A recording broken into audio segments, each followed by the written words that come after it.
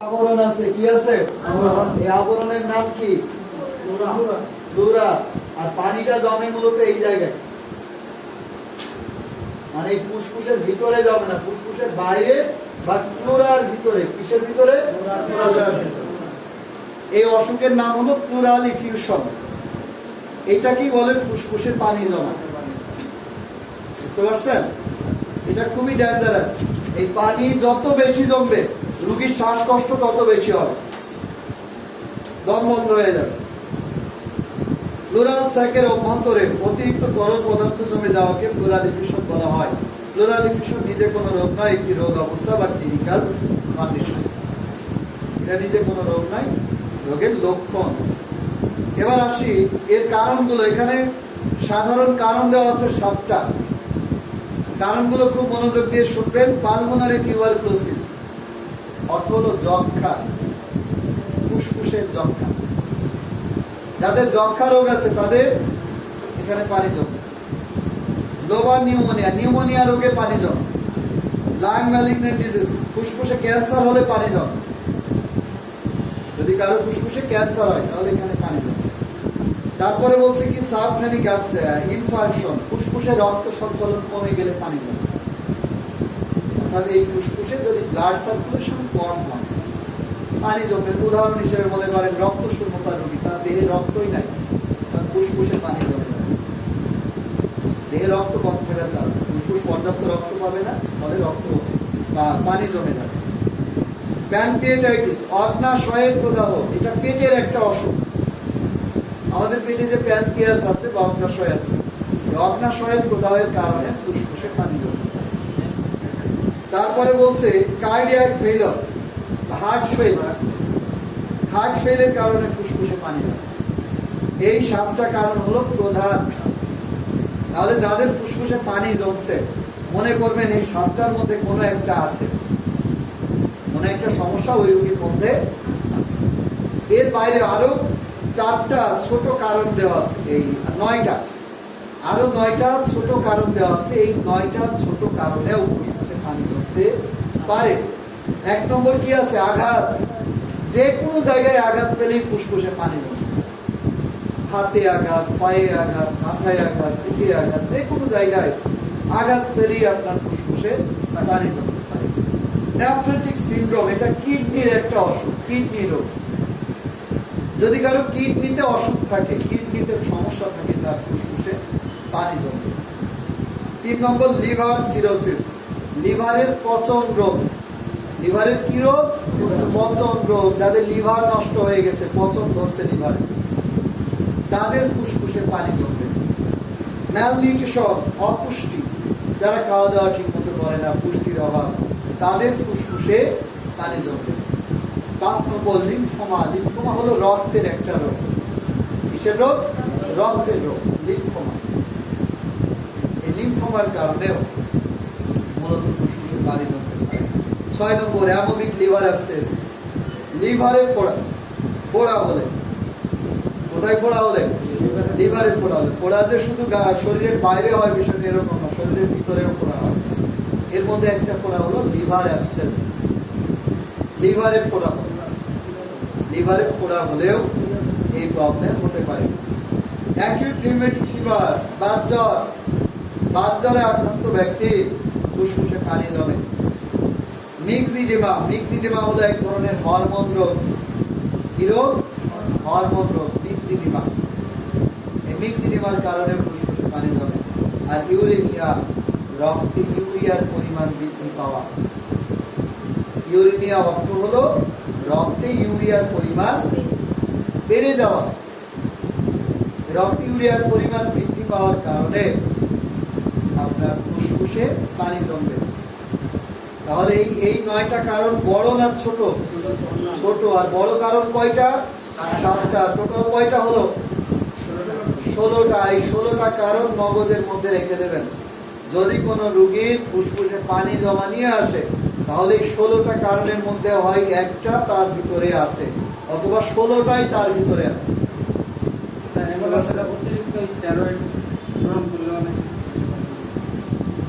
স্টেরয়েডের কারণে মিক্সিডিমা রোগটা হয়। হ্যাঁ, এটা নির্ণয় করা যাবে একটা ছোট পরীক্ষা দিয়ে, সেটা হলো স্টেথোস্কোপ। স্টেথোস্কোপ বোঝেন? কানে লাগায়, এটা এইভাবে বুকে লাগাবেন, যেদিকে পানি জমছে ওই দিকে শব্দ হবে না, কম হবে শব্দ, হয় শব্দ হবেই না অথবা কম শব্দ হবে, শ্বাস প্রশ্বাসের শব্দ হবে কম। আরেকটা হলো এইভাবে আঙ্গুল রেখে এভাবে আঘাত করা, যেদিকে পানি জমে আছে ওই দিকে শব্দ হবে কম, আর যেদিকে পানি নাই সেখানে শব্দ হবে বেশি। এই পরীক্ষাটার নাম হলো পারকাশন। পারকাশন পরীক্ষা, এইভাবে এই যে আঙ্গুল দিয়ে টোকা দিয়ে পরীক্ষা করে, পারকাশন। আপনারা শুধু শুনে যান কিন্তু কাজের কাজ করেন। পারকাশন, এটা ইউটিউবে সার্চ দেন কিভাবে পারকাশন করে, একদম প্র্যাকটিক্যাল অনেক টিউটোরিয়াল দেওয়া আছে, অনেক টিউটোরিয়াল দেওয়া আছে। আপনাদের ফেসবুকের জন্য অনেক টাইম, কিন্তু টিউটোরিয়াল দেখার জন্য কোনো টাইম না। আর গত ক্লাসে যেগুলো পড়াইছে টিউটোরিয়াল গুলো দেখছেন? ডিজনিয়া রুগী কেমন হয় দেখছেন? দেখেন নাই তো? এটা ইউটিউবে দেওয়া আছে, ডিজনিয়া কেমন, ব্রেথলেসনেস কেমন, এগুলো সব দেওয়া আছে। এগুলো তো দেখেন না আপনি, ইউটিউবে সব টিউটোরিয়াল দেওয়া আছে। আচ্ছা, এরপরে আসি লক্ষণ উপসর্গ। লক্ষণ উপসর্গ ইংরেজি হলো ক্লিনিক্যাল ফিচার্স বা ক্লিনিক্যাল প্রেজেন্টেশন, বাংলায় বলি লক্ষণ উপসর্গ বা রোগের বৈশিষ্ট্য। রোগের বৈশিষ্ট্যগুলো দু ধরনের, সিম্পটম এবং সাইন। সিম্পটম কি মনে আছে? সিম্পটমের বাংলা কি বলেন? উপসর্গ। আর সাইনের বাংলা কি? চিহ্ন। এগুলো দেখতে পাই রোগীর মধ্যে আমরা। উপসর্গের মধ্যে কি আছে? 1 নম্বর শ্বাসকষ্ট। এই রোগীর কি দেখা দেবে? শ্বাসকষ্ট দেখা দেবে। যত বেশি তরল জমবে তত বেশি শ্বাসকষ্ট হবে। এরপরে কি হবে? বুকে ব্যথা। বুকে ব্যথার বৈশিষ্ট্যটা দেখে দেওয়া আছে, তীক্ষ্ণ খোঁচা দেওয়া টাইপের ব্যথা, মনে হবে যে বুকের মধ্যে কেউ খোঁচা দিচ্ছে ছুরি দিয়ে, এইরকম ব্যথা ফিল করবে। আর কি? ঘাড়ের উপর থেকে পেটের সামনের দিকেও এই ব্যথা ছড়াবে, মানে পেটের দিকেও ব্যথা যাবে, ঘাড়ের দিকেও ব্যথা যাবে। কাশি, হাঁচি এবং গভীর শ্বাসে এই ব্যথা বাড়ে। কাশি দিলে ব্যথা বাড়বে, হাঁচি দিলে ব্যথা বাড়বে, আর যদি রোগী এরকম ট্রেনে শ্বাস নিতে যায় ব্যথা বেড়ে যাবে। শ্বাস আটকে রাখলে ব্যথা কমে, অর্থাৎ দম ধরে রাখলে ব্যথা কমে। তারপরে বলছে এই রোগীর কাশি থাকবে, কাশি থাকবে, কাশিটা সে যতই চেষ্টা করে চেপে রাখতে পারবে না, কাশি হবে।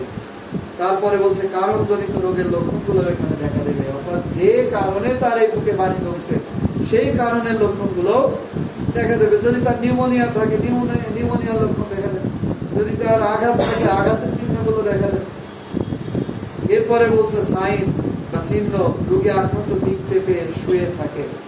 ফুসফুস কয়টা মানুষের? দুইটা ফুসফুসে পানি জমতে পারে অথবা একটাই পানি জমতে পারে। যদি একটাই পানি জমে, মনে করেন ডান ফুসফুসে পানি জমছে, তাহলে রোগী ডান কাত হয়ে শুয়ে থাকবে, অর্থাৎ চাপ দিয়ে রাখলে একটু ব্যথা কম লাগে। বাম পাশে পানি জমলে বাম সাইডে চাপ দিয়ে শুয়ে থাকবে, কাত হয়ে। আর যদি দুইটাই পানি জমে তাহলে রোগী উপর হয়ে শুয়ে থাকে, চিত হয়ে শুয়ে থাকতে পারবে। টাকিকার্ডিয়া থাকবে। টাকিকার্ডিয়া হলো হৃদস্পন্দন বেড়ে যাওয়া। কি বেড়ে যাওয়া? হৃদস্পন্দন বেড়ে যাওয়া বা হার্টবিট বেড়ে যাওয়া।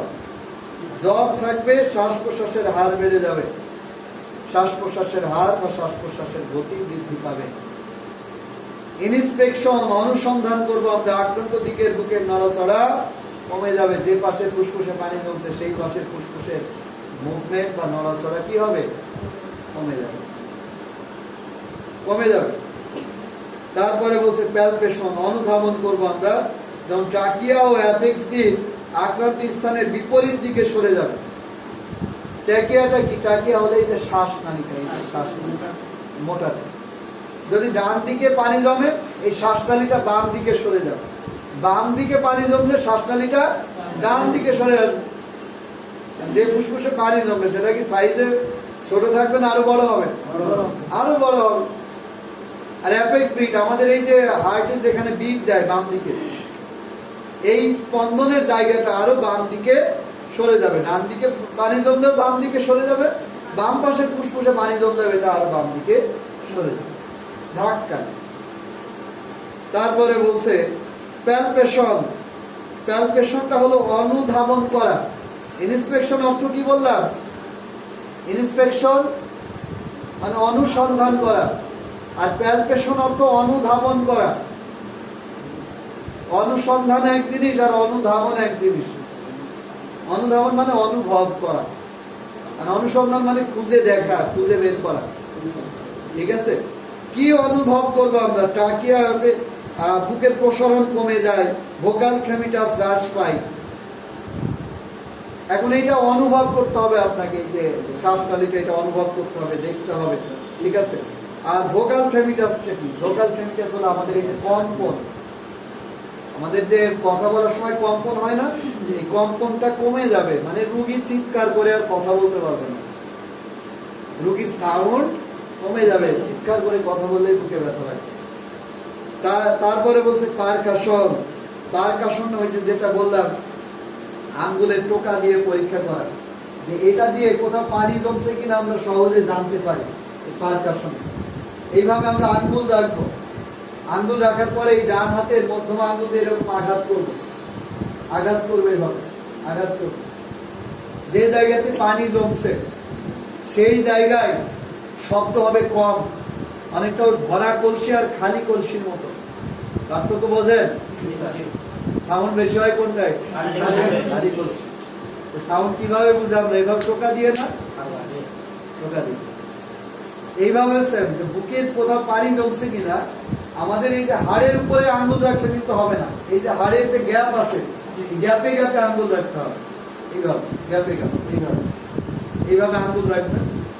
রাখার পরে এই আঙ্গুলের উপরে আপনি এইভাবে টোকা দেবেন, টোকা দেবেন। দেখবেন যেখানে পানি আছে ওইখানে সাউন্ড হবে একরকম, আর যেখানে পানি নাই সেখানে সাউন্ড হবে আরেক। পানি থাকলে সাউন্ড হবে অস্পষ্ট, খুবই কম, আর যেখানে পানি নাই সেখানে সাউন্ড হবে একটু বেশি। এই পরীক্ষার নাম হলো পারকাশন। এই পারকাশনের মাধ্যমে দেহের অভ্যন্তরে কোথাও পানি জমছে কিনা এটা ভালোভাবে জানা যায়। পেটে পানি জমার ক্ষেত্রে এটা পরীক্ষা করা হয়, পেটে, বুকে।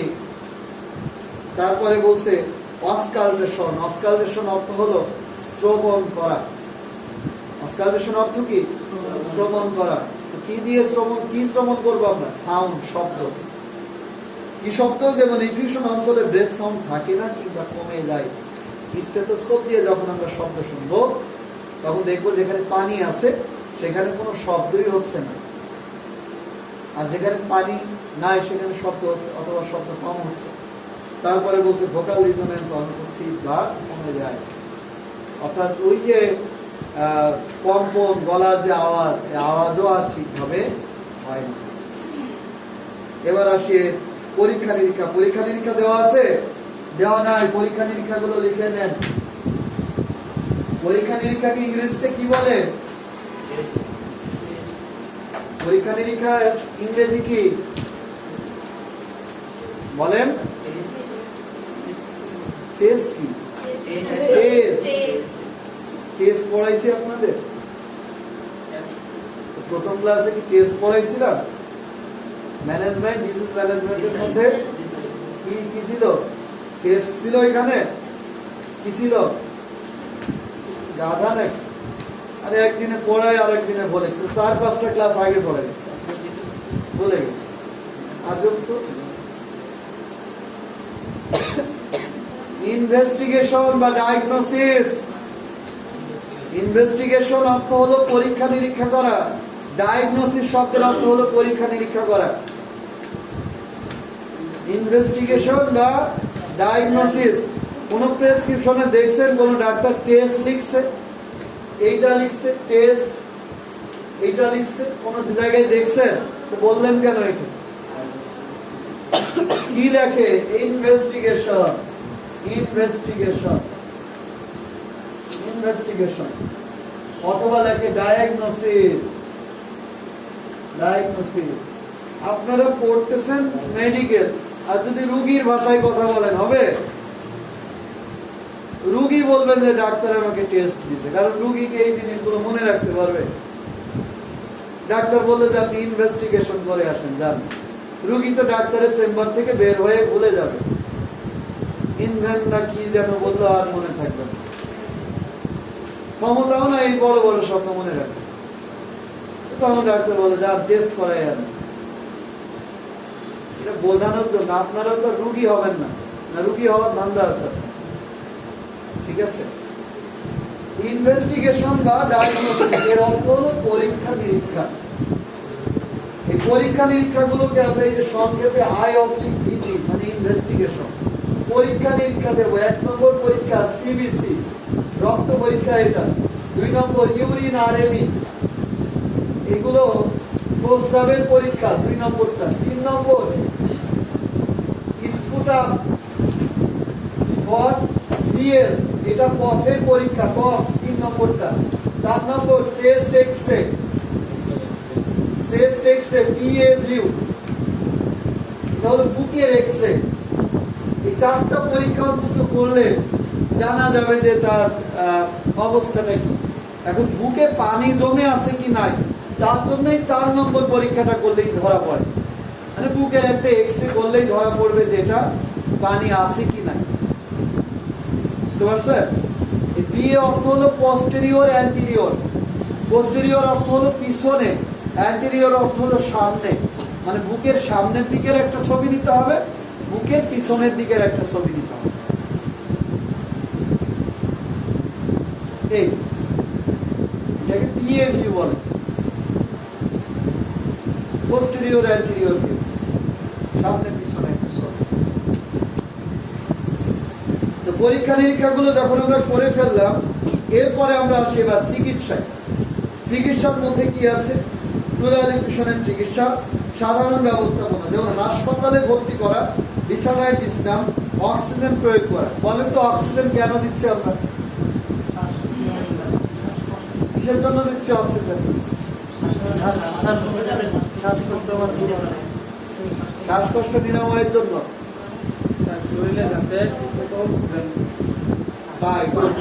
একজন বলতে পারছে যে অক্সিজেন কমে যাবে, এই জন্য আমাদের অক্সিজেন দিতে হবে। কারণ ওই যে বলছি যে তার পানি জমা থাকার কারণে সে পর্যাপ্ত অক্সিজেন টেনে নিতে পারবে না, শ্বাস নিতে পারবে না, কষ্ট হবে, শ্বাসকষ্ট। যে রোগীরই শ্বাসকষ্ট হবে তার ভিতরেই কিছু না কিছু অক্সিজেনের ঘাটতি দেখা দেবে। এই জন্য আমরা অক্সিজেন এটা রেখে দিচ্ছি এখানে, অক্সিজেন বলে দিচ্ছি যে অক্সিজেন দেওয়ার ব্যবস্থা রাখতে হবে। কারণ হতে পারে অনেক বেশি শ্বাসকষ্ট, বলে অনেক বেশি অক্সিজেনের ঘাটতি থাকতে পারে, অক্সিজেন ইমিডিয়েটলি দেওয়ার প্রয়োজন।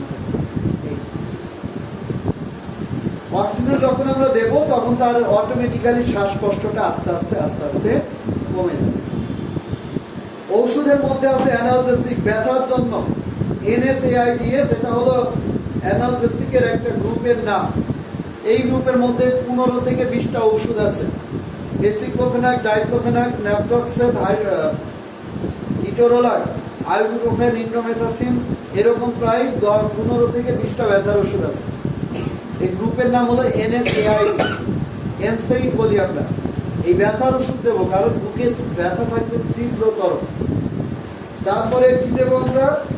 অ্যান্টিবায়োটিক দেবো জ্বরের জন্য, প্যারাসিটামল অ্যান্টিবায়োটিক, জ্বরের ওষুধ। এখন এই ওষুধগুলো কয় বেলা দেবো, কত বেলা দেবো, এগুলো ফার্মাকোলজি বইয়ের মধ্যে সুন্দরভাবে দেওয়া ছিল। এই প্যারাসিটামল আপনি কয় বেলা দেবেন, গর্ভবতী মহিলাদেরকে কয় বেলা দেবেন, বা বাচ্চাদের কয় বেলা দেবেন, প্রাপ্তবয়স্কদের কয় বেলা দেবেন, এটা ফার্মাকোলজি বইয়ের মধ্যে সুন্দরভাবে লেখা ছিল। এইখানে আর এগুলো আলোচনা হবে না। আলোচনা করতে গেলে এই বইটা শেষ করতে সময় লাগবে 1 বছর, কিন্তু আমাকে এই বই শেষ করতে হবে 3 মাসে। মানে 3 8 24টা ক্লাস, 24 থেকে 30 ক্লাসের ভিতরে এটা শেষ করতে হবে। বুঝা গেছে?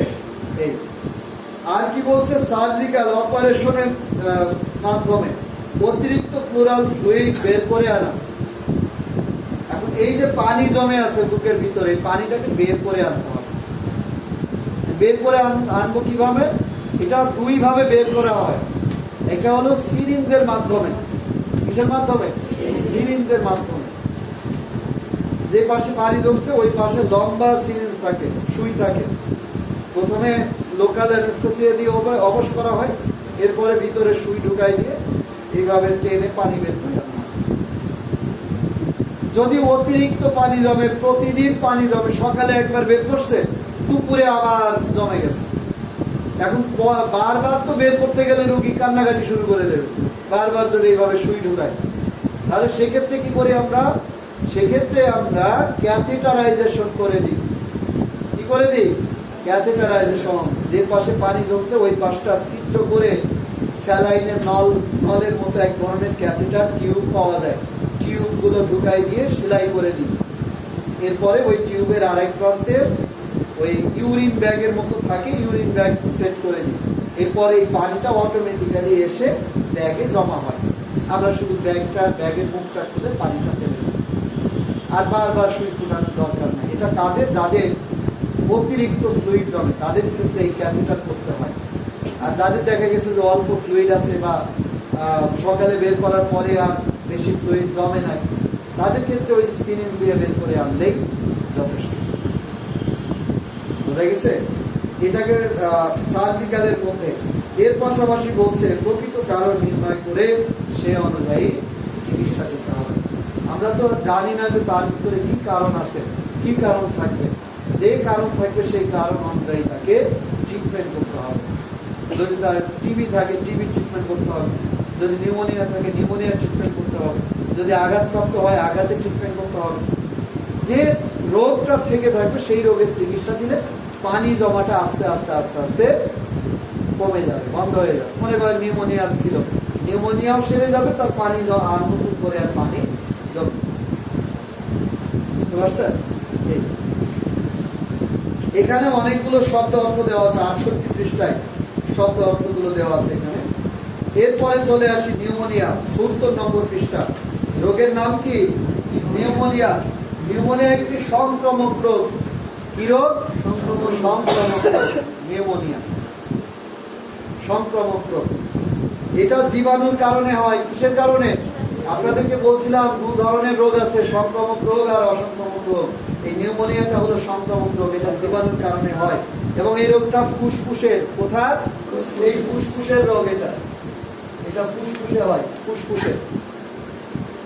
অনেকগুলো জীবাণু আছে আক্রমণ করে। জীবাণুগুলো আমরা দেখি, শ্রেণী বিভাগ আপনাদের লাগবে না, কারণ সব নিউমোনিয়ার চিকিৎসা একই, লক্ষণ উপসর্গও একই, এই জন্য শ্রেণী বিভাগ প্রয়োজন নাই। আমরা জীবাণুগুলো দেখি। নিউমোনিয়ার জন্য দায়ী জীবাণুগুলোর নাম, জীবাণুগুলো এখানে দেওয়া আছে। যেমন সচরাচর Streptococcus pneumoniae, chlamydia pneumoniae, mycoplasma pneumoniae. এই ব্যাকটেরিয়াগুলো সচরাচর নিউমোনিয়া হওয়ার জন্য দায়ী, এই ব্যাকটেরিয়াগুলো।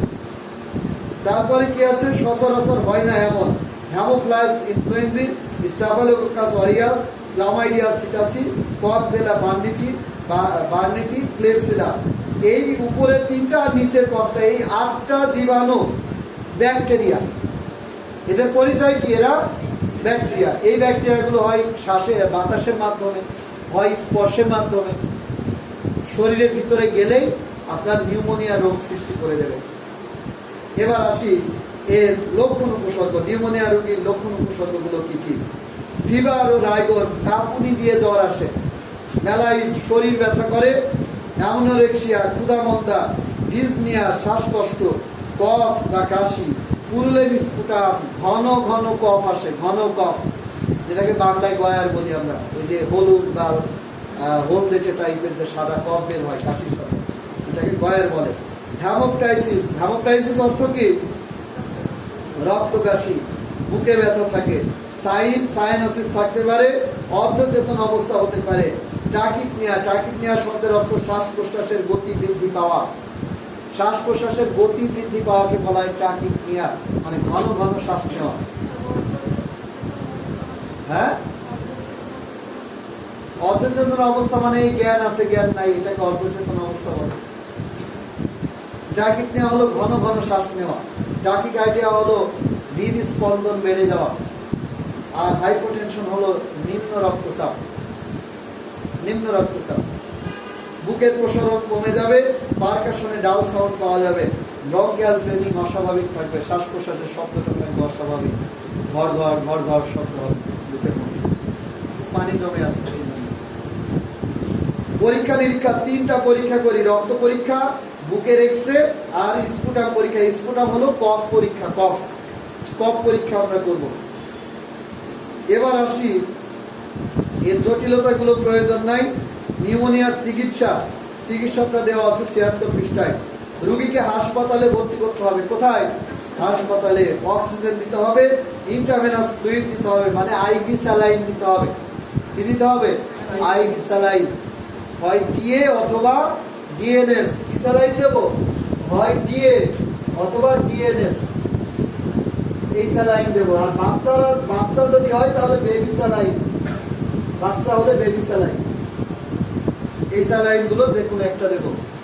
তারপরে বলছে কি ওষুধের মধ্যে আছে অ্যান্টিবায়োটিক, অ্যামোক্সিসিলিন অথবা সেফালোস্পোরিন গ্রুপের অ্যান্টিবায়োটিক দেব, হয় একটা অথবা দুইটা হলে একটা খাবে আর একটা শিরাতে দিতে হবে, আর একটা হলে হয় শিরাতে দেব আমরা। বুঝা 2 অ্যান্টিবায়োটিক ইউজ করি আমরা রোগীর অবস্থা অনুযায়ী, অথবা একটা অ্যান্টিবায়োটিক। গুরুতর অবস্থা হলে 2 অ্যান্টিবায়োটিক, আর গুরুতর না হলে একটা অ্যান্টিবায়োটিক।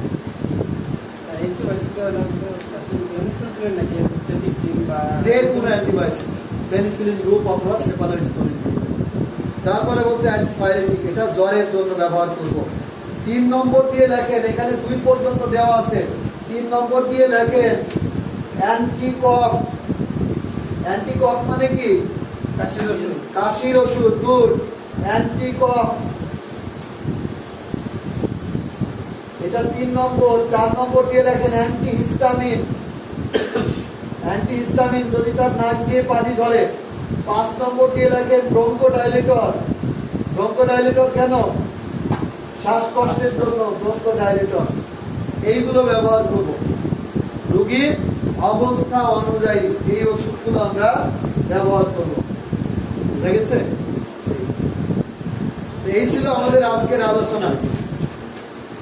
আজকে 2টা প্রশ্ন নিয়ে আলোচনা করছি। গতকালকে কয়টা ছিল?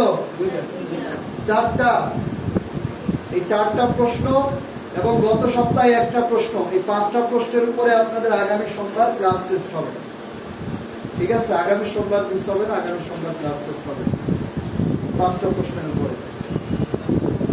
মোস্তাক আহমেদ, তানিয়া সুলতানা, নিম আক্তার, শহীদুল ইসলাম, আলমগীর হোসেন, সৈয়দা সানিয়া,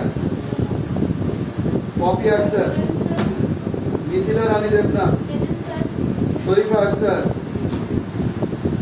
মরিয়ম আক্তার, রাসেল,